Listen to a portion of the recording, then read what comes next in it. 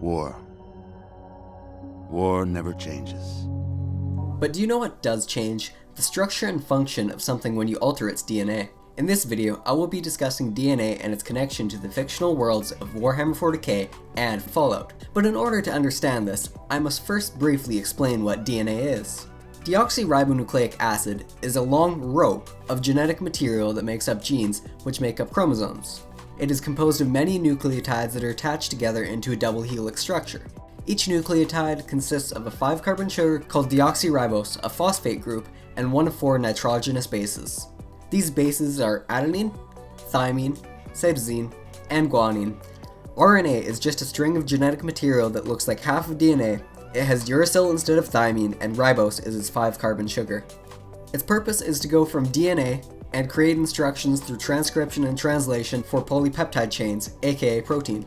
Now that we know a little bit about DNA and RNA, we can get into the fun stuff, including the connection between real life and the 2 fictional universes. Fallout takes place in a post-apocalyptic wasteland filled with mutated creatures, and the grim darkness of the future in Warhammer 40k is filled with genetically modified humans and aliens with advantageous adaptations.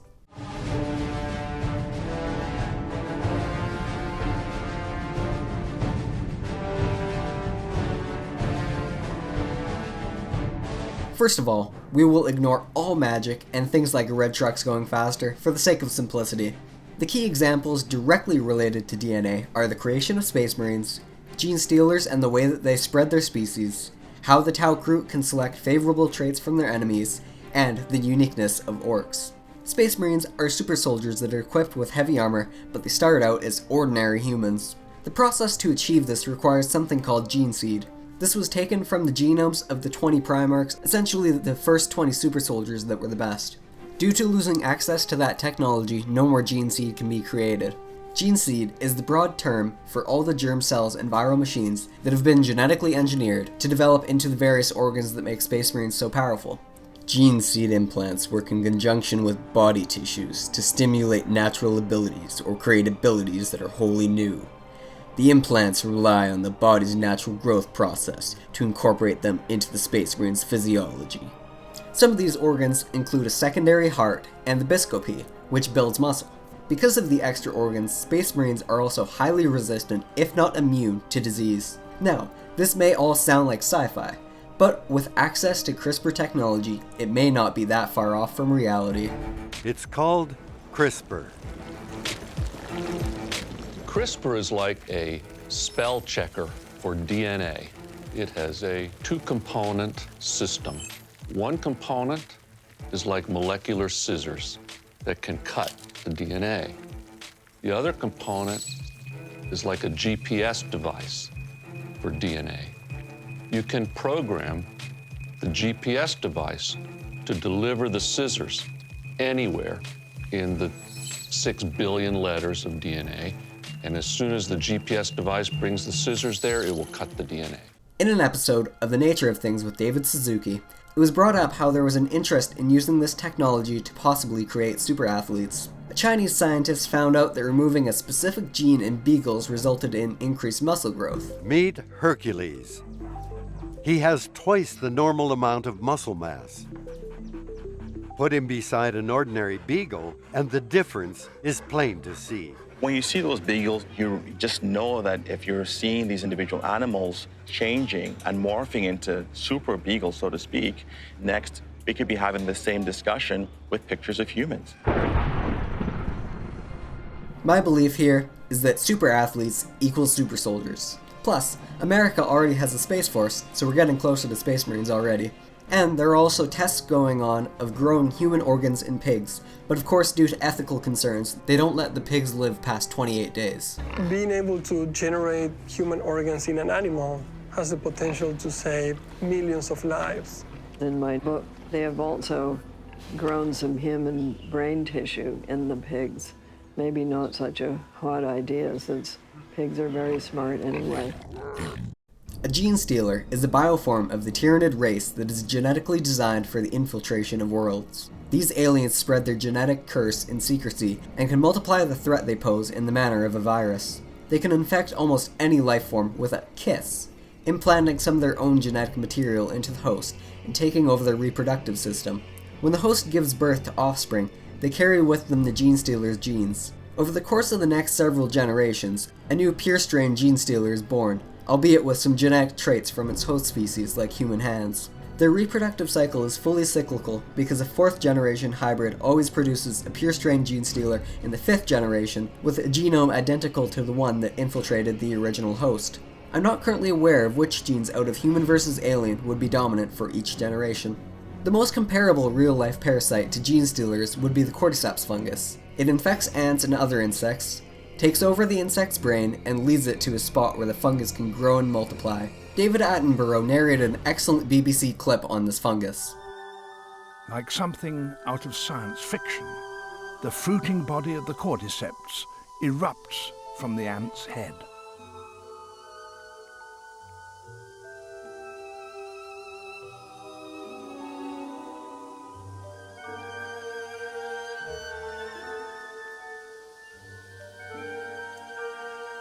It can take 3 weeks to grow, and when finished, the deadly spores will burst from its tip.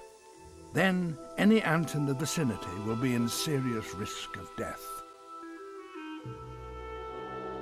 The fungus is so virulent, it can wipe out whole colonies of ants. The next interesting alien is the Tau Kroot. Their unique feature is they evolve by selecting traits of their defeated foes to absorb by eating them. This is achieved by their unique DNA, which is able to store far more useful information than other species, allowing them to incorporate useful DNA strands into their own genotype in a Lamarckian fashion. A leader called the Shaper has the instinctive ability to sample and analyze the genetic characteristics of any creature they eat. They are able to isolate the prey's DNA so that it doesn't corrupt its own, and interpret which of its characteristics might be favorable and which are detrimental to the tribe. One of their favorite ones are Orks for the muscle mass and toughness. In real life, despite consuming plant and animal DNA, creatures don't evolve from that. Humans and other animals have enzymes throughout their digestive systems that break protein and nucleotides down into amino acids and other usable forms like ATP. The last alien from 40k that I'll briefly mention are Orks. These large green brutes are actually composed of both animal and fungal traits. This makes them feel little pain and allows them to survive what may kill other species. The other cool thing about orcs is that certain orc genotypes give them specific personalities and traits. Some are born knowing orc physiology, and others are born with a knowledge of how machines function. They are called Pain Boys and Big Mechs respectively. I don't want to set the world on fire. The post-apocalyptic America as seen in the Fallout games is full of mutations and genetic engineering. Many of the genetic experiments were run by the same company that created all the Fallout shelters. Before examining the experiments, I first have to explain what mutations are. A mutation is an alteration in chromosome structure or number, and also an alteration in a gene due to a change in DNA composition. It is caused by errors in replication, mutagens, and transposons. A common mutagen is radiation. Not all mutations are bad, and some are beneficial to a species, like blue eyes in humans and unique properties of some dog breeds. Other mutations can be annoying, like celiac disease, or life-altering like sickle cell anemia and muscular dystrophy. I have Duchenne muscular dystrophy. It's caused by a mutation or a problem in the dystrophin gene. My disease causes muscle weakness, along with breathing and eventually cardiac problems. Mutations can be caused by a single wrong letter out of 6 billion, and depending on the mutation type, this can have different effects. And think about one misspelled word in a stack of 1,000 Bibles due to one wrong letter. That one letter error can put a boy in a wheelchair. The wrong letter can become either a point mutation or a frameshift mutation. To demonstrate this, I've created a small section of an RNA sequence in Minecraft. It's RNA instead of DNA because RNA is more directly involved in protein synthesis. The anvil represents adenine, campfire is cytosine, gold is guanine, and spruce is uracil. In the normal sequence, it begins with a start codon and ends with a stop codon. Codons pair with anticodons and act like a decoder for the synthesis of protein. The substitution is a point mutation, and I replaced a single guanine with a cytosine instead. For the insertion, there's an extra uracil in third codon that causes a frame shift. You can see how it extends one block out. Deletions also cause frame shifts, and in this case, the second codon had a cytosine removed.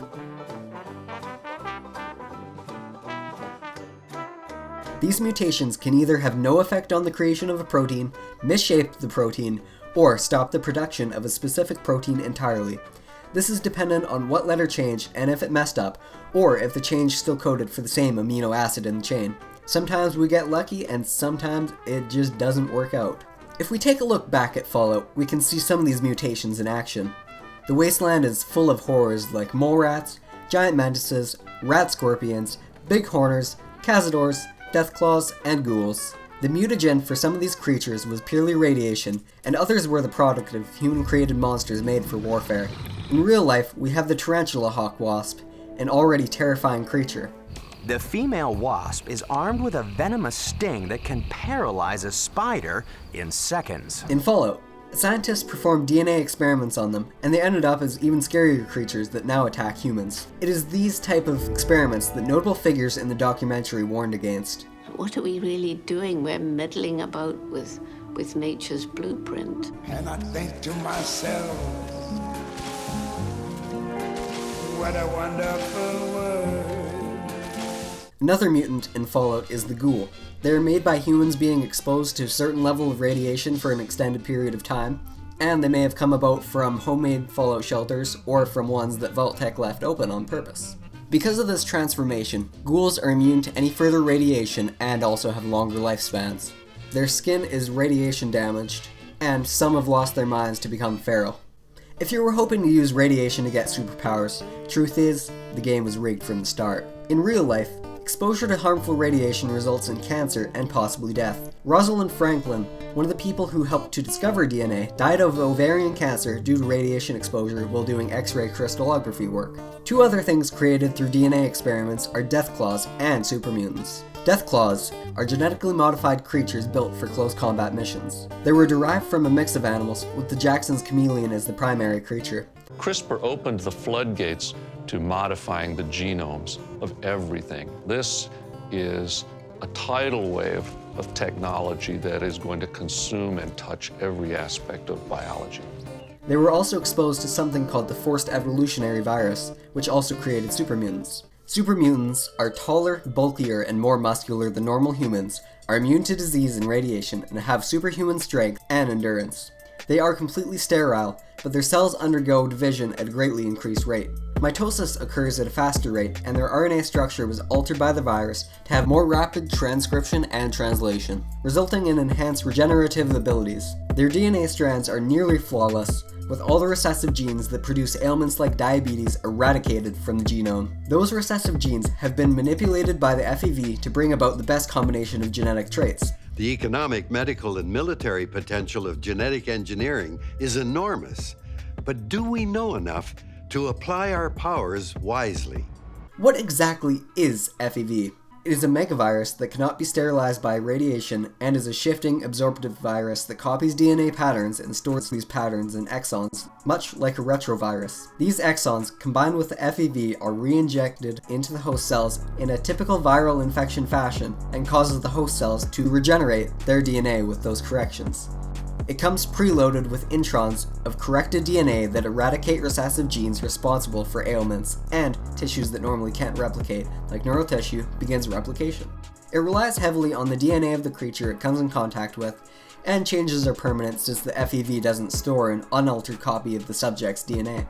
As far-fetched of a concept that the FEV sounds, hijacking a virus is a real legitimate treatment for some genetic disorders, such as hemophilia. It works much the same, where scientists add fixed DNA instructions in the form of RNA to a virus and then use that virus in an attempt to alter the host's DNA. In the case of a hemophiliac, this virus would include proper code of how to synthesize factor VIII, a protein responsible for blood clotting. Now here's an interesting fact. The FEV was discovered in the Fallout universe while looking for the cure to the new plague, a flu-like illness that caused a worldwide quarantine in 2053. The last few examples of experiments in Fallout are because of Vault-Tec. Their shelters ran DNA experiments, such as cloning a guy named Gary, not properly sealing the vault doors and allowing radiation to get in, and limiting the genetic diversity and examining those effects on a population. For on that fateful day, when fire rained from the sky, the giant steel door of Vault 101 slid closed and never reopened. In real life, we've been cloning sheep and dogs for decades, and selective breeding has resulted in pugs existing. The gene projection, which is the character creation screen in Fallout 3, is another possible tech advancement. Looks like they've finished the gene projection. Let's see what you'll look like when you're all grown up. And who knows? Maybe the customization screen implies that parents have already created designer babies previously within the vaults. You can write the ad copy for the fertility clinics. You must act now. Give your child the best start in life. It's all natural. It's DNA. Those were all countless examples of DNA's relevance to two fictional worlds. We should learn a lesson or two from this fiction before it becomes non-fiction. I hope that you all found this video to be interesting and informative. Thank you everyone so much for watching it. If you liked it, please do give me a like and a sub because it really helps me out, and I'll see you in my next video. Goodbye!